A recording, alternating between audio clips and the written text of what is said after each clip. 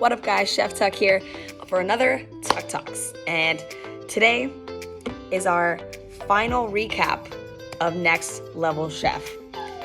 My dog is already crying because she is so sad that this moment has finally come.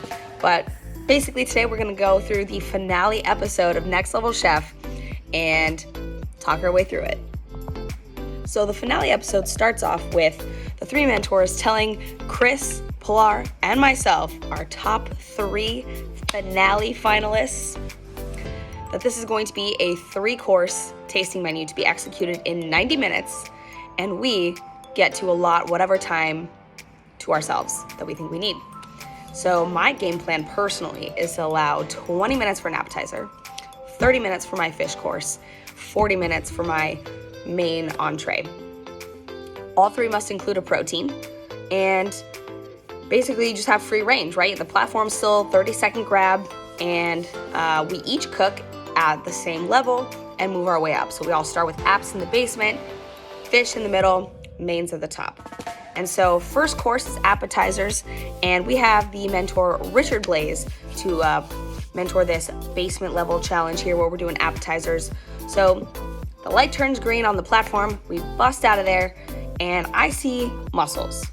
And so I'm like, you know what? I can make a pretty delicious mussel dish in a short amount of time and maybe save myself some time. Now, I know this sounds like the safe option because mussels cook super quick, but in my opinion, it's more of a risky move because if you think back to season 1, we had Chef Ruel in the final top 3, and he did a clam appetizer, and they thought it was too simple, and he did not end up winning Next Level Chef season 1. So in my mind, this is a risky dish because it's already been shown that it's a very safe move, and so in that safe move, it becomes a risk. That's what I'm thinking over here.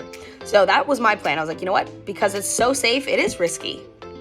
But I know I can make this delicious, and I know I can impart my French-Italian kind of flavor profile onto this appetizer. So I grabbed the mussels, and I'm thinking, you know what would go really well with this? Maybe some bacon, guanciale, something like that. And I don't really see any on the platform, so I'm like, all right, whatever, scrap that. And so I grabbed an assortment of different little vegetables, I grabbed some microgreens, and call it a day. Run back to the station. And so I start by charring some corn and get some seafood stock reducing with some vegetables in it to kind of fortify that seafood stock. So I got my broth just reducing hard back there. I'm gonna finish it with a little butter. I've got some lemon up in here, and normally you poach like clams or mussels or whatnot in like wine. I don't actually have any wine today, so I'm like, you know what? We're just gonna go lemon juice. It's gonna be great. And so, you know, my dish is starting to come together. I got some crispy potato chips on the top. I give them some nice spices, some nice seasoning. My broth has a little hint of spice to it, and to me, it's tasting really fortified. It's got a really depth of flavor, and so I'm really happy with it. I try to stack my potato chips on my little charred corn and cherry tomato sofrito on the sides so that they don't fall into the broth, right? Because you don't want crispy potato chips to sog out in your broth. So I'm trying to make this happen.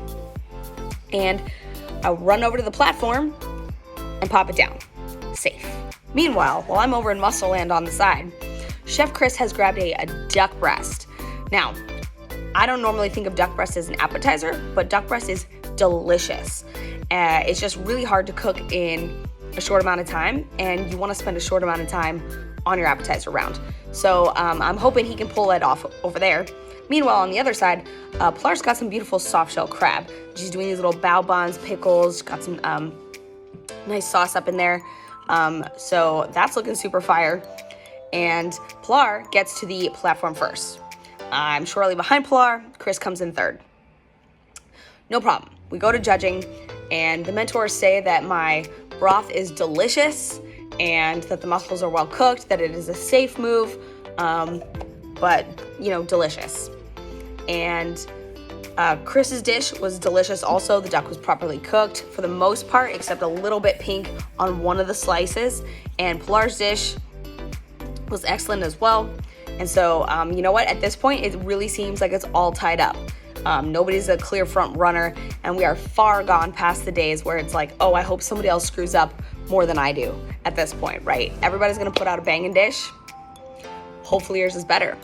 So off to round two. Round two, we are in the middle kitchen cooking our fish course with Naisha Arrington. So I run up to the platform. We all run up to the platform here, and I see some sea bass. I'm like, you know what? I can do something with sea bass. I got this. So grab me some sea bass. And at this point, I'm like, you know what? I've taken these judges on these edible adventures over here, usually with a Italian kind of French twist, because that's my favorite profile. That is my flavor profile. So I went to a French culinary school. I'm Italian heritage.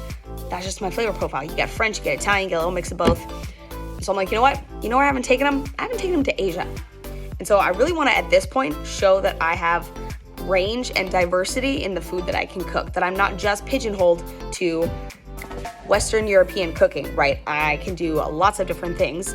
And so I know we had the Chinese challenge earlier in the competition, but I just really wanted to hit the ball home that I don't cook a lot of fish on the show, but I can cook fish like a rock star, and that I can do other flavor profiles from other places.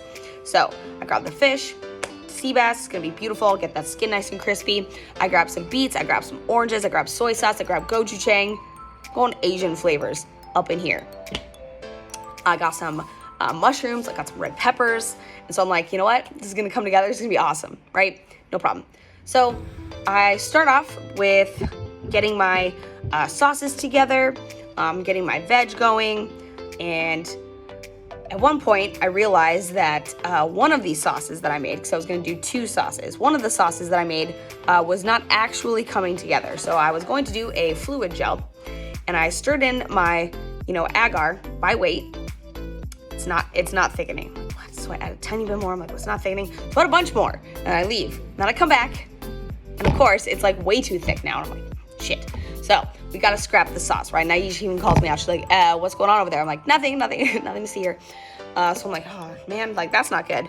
And so I don't really have time to remake the sauce because I'm in a time crunch here. But I know that this fish is gonna be great. Get it crispy skin side down, get it nice and basted. By this point, I realized that both Pilar and Chris have put their plates on the platform and hit the buzzer. I'm still fooling around over here, and I end up being 5 whole minutes behind Chris and Pilar when I get the plate there and push the buzzer. And I'll tell you why I wasn't really concerned, because I knew that if I rushed through the fish dish just to keep up with them, that it wasn't gonna be perfect, and that's where I would lose, right? Because I wanna make sure I take the time to make it perfect and execute it beautifully, especially since I was doing something that I don't normally do, like fish or with Asian flavors. So I wanted to make sure that it was absolutely perfect. So I took that extra 5 minutes and I was like, you know what? If we have to have 30 minutes in that final cook challenge on the top level, so be it. It's the top level, I have the best stuff, no problem. And honestly, it's the meat course. Everybody's been telling me all season long, all I cook is meat. Well, guess what? This is my strength then. Here we go. I can take it in 30 minutes, no problem. So all the mentors are like, you should be worried. Chef Ramsay was certainly not stoked. I was like, what are you doing? And I was like, I don't know, but it's gonna be great. I'm not concerned. I got this, chef, don't worry. And he was like, okay. And so when we're judging the fish courses here, turns out my shaved beets were a little too thick, so they came out a little bit muddy. And Chris and Pilar also made really good dishes.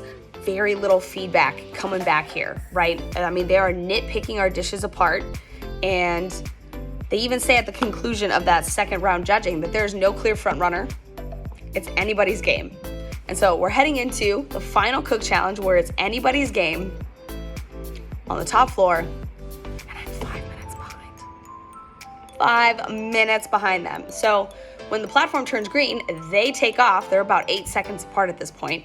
And then I have to stand there with my hand on the platform for the eternity that is 5 minutes in this cook challenge and wait until, they've already started cooking. Their dishes are getting off the ground within 5 minutes, and I am still standing there staring at the platform ingredients.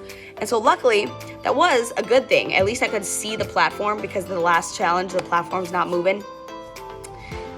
And so the platform's still here, so obviously. And so I can just see the platform, I can see what's up. So I'm just kind of mapping out a dish. I'm like, okay, well, if I have to sit here and just stare at things, I might as well concoct a plan since I can kind of see things. So I see that there's a Kurobuta pork chop. I'm like, you know what? We're doing a pork chop. Pilar got the filet. Chris got this enormous tomahawk, like the biggest fucking tomahawk. It's like as big as my head on a bone. And he actually has to cut the bone off in order to cook it. It was that ridiculously large. So that's pretty crazy. And Pilar's got this beautiful filet mignon. She's got some nice whipped potatoes going over there. So I know that that's going to be banging. I know she's got some red wine sauce. It's going to be a really nice dish. So I know Pilar is going to put it all out there, right? She's been my big competition all season long. So I'm, definitely got my eye on her, worried because I know she can cook the fuck out of that filet. So I'm like, oh God, okay. And then, Chris has got this tomahawk. That's such a risk. And so I think the judges are going to love that risk. And so I'm like, okay, let's devise a plan here. And so I decided that I'm going to make the pork chop, 2 sauces, and do some starch and veg. I'm going all out for this round. This is my last 30 minutes on Next Level Chef. I have made it from the thousands of applicants to the 24 that got flown out to the studio, to the 18 that made it on the show, all the way to top 3. And here's the final 30 minutes of this cook challenge in its entirety. And I be damned if I'm not gonna leave it all out on the field right now. So, finally 5 minutes passes and I run up to the platform. I grab that pork chop. I'm getting that in the pan first things first. I get that cast iron ripping hot, just start cranking that, and I'm gonna get it in there. I'm gonna baste it, I'm gonna let it rest, and then I'm gonna slice it. So that's my pork plan. I'm gonna make a pan sauce with the pork drippings from the pork pan. Make a nice little quick jus out of that. And I'm gonna score some trumpet mushrooms, get some shimejis going. I've got my tiny crispy purple potatoes that I've seared off over here. I've got some asparagus grilling on that beautiful grill over there. I've got a truffle aioli as well. So I've got all my components, working hard. I am flying around this kitchen. I have 30 minutes. They are 5 minutes ahead of me. And I am pushing. Like I have never pushed before. Whew. And so finally, they call the time. We put our hands up. It's done, right? My last cook challenge of Next Level Chef. So, we're all high-fiving. We go straight to judging. And they come out first, saying that all these dishes have been beautiful throughout the entire cook challenge day, right? Our apps were beautiful. Our fish course were beautiful. And so as far as Chris's tomahawk, they were like, wow, this is such a risk, but it's cooked perfectly. Nitpicky detail, maybe more green on the plate. Pilar's dish was beautiful. And then, my dish over here with my pork chop, they seem to really like as well. Potatoes didn't seem to be necessary.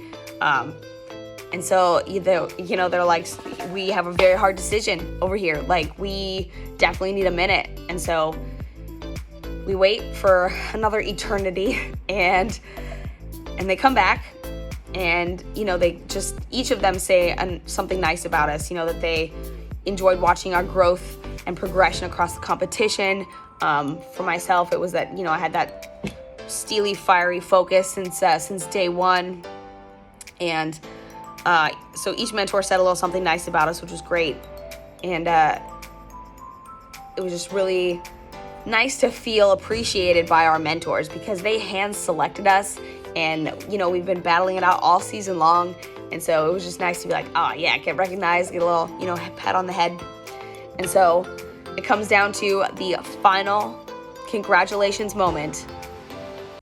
Congratulations goes to Tucker.